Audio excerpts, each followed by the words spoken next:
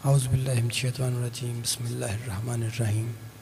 ہمارے تمام ناظرین کو میری طرف سے بہت بہت سلام، خوش آمدید۔ صلی اللہ علی حبیبہ محمد مبارک وسلم۔ ناظرین کرام، اس نشست کی ضرورت اس لیے محسوس ہوئی کہ ہمارا ذوق پرواز جو گروپ ہے وہ تقاضا کرتا ہے کہ اس کے اوپر بتفصیل کوئی پروگرام ہو، کوئی ریکارڈنگ ہو، ویڈیو کی صورت میں ہو، خواہ وہ آڈیو کی صورت میں ہو۔ یہ ذوق پرواز پروگرام 2 پروگرام ہو چکے ہیں، انشاءاللہ تعالی العزیز تیسرا پروگرام ربیع الاول میں انعقاد پذیر ہوگا۔ اس کی ضرورت کیوں پیش آ رہی؟ یہ ذوق پرواز ہے کیا؟ اس کی کسی عام بندے کو کیا ضرورت ہے؟ اس کی زندگی میں ذوق پرواز کیوں ضروری ہے؟ اور یہ کیسے ممکن ہے؟ مجھے بہت سوالات یہ میرے تک پہنچے کہ یہ کیسے ممکن ہے؟ پرواز کیسے ہو سکتی ہے؟ اگر کوئی روحانی پرواز ہے تو اس کا حصول کیسے؟ دیکھیے حضرت، اگر کوئی بندہ ڈرائیونگ سیکھنا چاہتا ہے تو اسے ڈرائیونگ سیکھنی پڑتی ہے، اور اگر اس کا اپنا ذوق بیچ میں شامل ہو تو بہت جلد ڈرائیونگ سیکھ جاتا ہے۔ یہ قانون ہے دنیا میں کہ جو اندر سے انسان چاہتا ہے جس چیز کو سیکھنے میں، وہ سیکھ جاتا ہے بہت جلد، وگرنہ اگر سیکھتا رہے تو جلد بدیر بندہ سیکھ جاتا ہے۔ دنیا کے جتنے بھی علوم ہیں ان کا یہی طریقہ کار ہے کہ اسے سیکھا جاتا ہے اور پھر انسان اسے سیکھ جاتا ہے۔ ذوق پرواز بہت سے سوالات جنم لیتے ہیں ذوق پرواز کو دیکھتے ہوئے کہ یہ ذوق پرواز کس طرح سے ممکن ہے؟ ایک آدمی کیسے پرواز کر لے بغیر کسی میڈیم کے، بغیر کسی ذریعے کے؟ کیسے ممکن ہے؟ ظاہری طور پہ اگر کسی نے کوئی پرواز کرنی ہے، اگر ظاہری طور پہ کسی نے پرواز کرنی ہے تو اس کا ایک واحد ذریعہ ہے ہیلی کاپٹر، ایئر بس، اسپیس شٹل جسے راکٹ کہتے ہیں، جس میں بیٹھ کے خلاباز خلا میں جاتے ہیں۔ ایک تو یہ ذریعہ ہے پرواز کرنے کا۔ اب یہ ذریعہ ظاہر ہے کہ مادی ذریعہ ہے، بہت ایکسپینسو ہے، بہت مہنگا ہے، اس کے لیے سائنسدان بننا پڑے گا، آپ کو ناسا کے ادارے سے رابطہ کرنا پڑے گا، امریکہ جانا پڑے گا، بشرط یہ کہ آپ کے اندر وہ صلاحیتیں، وہ علوم بدرجہ اتم موجود ہوں۔ اور ظاہر ہے کہ ایسا ممکن نہیں ہے۔ جب ایسا ممکن نہیں ہے تو پھر یہ روحانی پرواز کیسے ممکن ہے؟ ایک سوال جنم لیتا ہے۔ تو یہ دیکھنا یہ پڑے گا کہ یہاں سے لاکھوں کروڑوں نوری میل دور ہے چاند، ستارے، سورج، جتنے بھی آسمان ہیں بہت دوری پہ ہیں۔ تو یہ کیسے ممکن ہے کہ بغیر ظاہری اور مادی تیز ترین ذریعہ کے انسان وہاں تک پہنچ جائے؟ اور پہنچے کیوں پہنچے؟ جانا کیوں ضروری ہے؟ مطلب کیا ضرورت پیش آ گئی ہے؟ سیدھی سادھی زندگی گزاری جائے، آرام سے رات کو کام پہ سے آئے، اپنے آرام سے کھانا کھایا، اس کے بعد موبائل لے کے بیٹھ کے واٹس ایپ اور فیس بک کے اوپر اپنا وقت گزارا، اگلے دن پھر اٹھے، ناشتہ کیا، پھر اپنے کام پہ نکل گئے، اور پھر کبھی چھٹی والے دن کہیں پکنک منا لی، پھر وہی خبریں، اسی طرح کی زندگی گزاری جائے اور وہ کامیاب زندگی گزاری جائے، اور بالآخر کچھ بیماریوں کے ساتھ فوت ہو جائے۔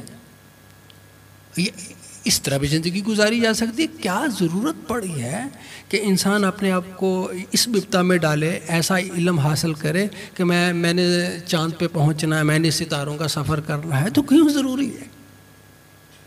کوئی ضروری نہیں ہے، یہ سفر کوئی ضروری نہیں ہے کہ ایک بندہ کیوں ذوق رکھے، بالکل ان کے لیے ضروری نہیں ہے جو نہیں سمجھتے، جنہوں نے اپنی زندگی کا مقصد نہیں بنایا. بہت سارے لوگ کرکٹ نہیں سیکھتے، نہیں کھیلتے، تو کیا زندگی گزارتے نہیں ہیں؟ لیکن جن کو اشتیاق ہوتا ہے، ذوق ہوتا ہے، وہ کرکٹ سیکھتے بھی ہیں، اور ہم وقت کرکٹ سیکھتے رہتے ہیں. وہ سخت دھوپ کا بھی ذرا بھی خیال نہیں کرتے، موسموں کی پرواہ نہیں کرتے. تو گویا کہ اس چیز سے ثابت ہوا کہ جس کا اندرونی ذوق،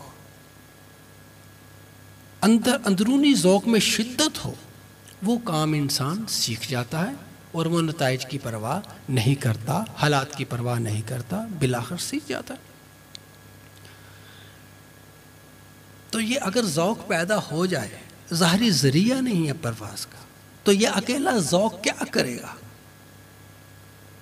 تو اس کے لیے جب یہ مراحل میں سے بندہ ناچیز گزرا، اب ظاہر ہے کہ اس کے لیے آپ کے پاس سب سے بڑا مستند ذریعہ اگر ہے ایک سند کے طور پہ، تو وہ کتاب ہے لا ریب، اس میں کوئی شک نہیں.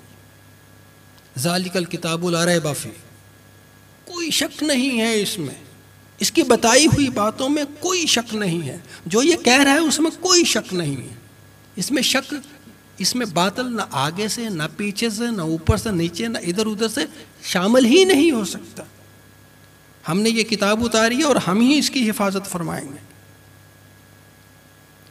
ھدی للمتقین، اور جو ہدایت چاہتے ہیں ان کے لیے یہ کتاب جو ہے ہدایت کا کام کرے گی، متقیوں کے لیے ہدایت. اب ہم اس کتاب کی طرف جب رجوع کرتے ہیں تو وہ کتاب بھی ہمیں یہی بتاتی ہے.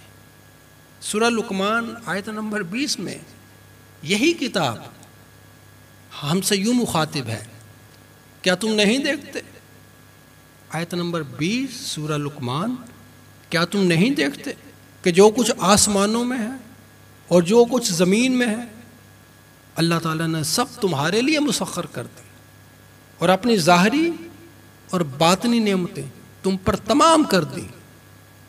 گویا کہ جو کچھ بھی آسمانوں میں ہے، چلو زمین میں تو انسان، زمین تو رینج میں ہے نا انسان کی، مادی رینج میں تو ہے نا انسان، اس کے اوپر کھڑا ہے، تو جو کچھ آسمانوں میں ہے وہ کیسے مسخر کر دیا؟ وہ انسان کی دسترس میں کیسے؟ مسخر کا مطلب یہ ہے کہ یہ تمہاری دسترس میں ہے، اب تمہارے اختیار میں ہے.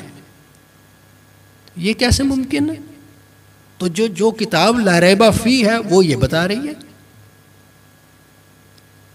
اب ہم نے اپنی ظاہری اور باطنی نعمتیں تم پہ تمام کر دی، گویا کہ، اور یہ اس لیے کہ تم شکر گزار بن سکو. گزارش یہ ہے کہ اگر یہ مشروط ہوتا، آسمانوں کی سیر ظاہری میڈیم، ظاہری ذرائع سے ہی مشروط ہوتا، تو اللہ تعالیٰ جب تم کہہ رہے ہیں تو اس کا مطلب کل انسانیت سے مخاطب ہے اللہ تعالیٰ، تمام انسانوں کے لیے جو شعور رکھتے ہیں، جو غور و فکر کرتے ہیں. اب یہاں پہ یہ سوال پیدا ہوتا ہے کہ اور ہم نے زمین و آسمان مسخر کر دیے تمہارے لیے، اور اس میں بہت سی نشانیاں ہیں، زمین و آسمان میں بہت سی نشانیاں ہیں جو لوگ غور و فکر کرتے ہیں ان کے لیے. اب سوال پیدا ہوتا ہے کہ آسمانوں کی دوری ہم سے لاکھوں میل پر ہے، تو یہ کیسے ممکن اس پہ غور و فکر کیا جائے؟ غور و فکر کے لیے ضروری ہے کہ فاصلے پاٹے جائیں، فاصلے کچھ کم ہوں، تاکہ غور و فکر کی رات تو ہموار ہو. اب اتنی دوری سے اس پہ بڑی حد کتنا غور ہو سکتا ہے؟ گویا کہ اللہ تعالیٰ کی بادشاہت کے لیے ضروری ہے آپ وہ فاصلے پاٹیں، وہ فاصلے سمٹیں، اور آپ اس کی خاص قربت تک پہنچیں، اس کا تمام کا مشاہدہ کریں، تاکہ ہم شکر گزار بندے ہو سکیں اور اللہ کی بادشاہت کا مشاہدہ کر لیں، تاکہ ہمارا ایمان یقین کے درجے تک پہنچ جائے.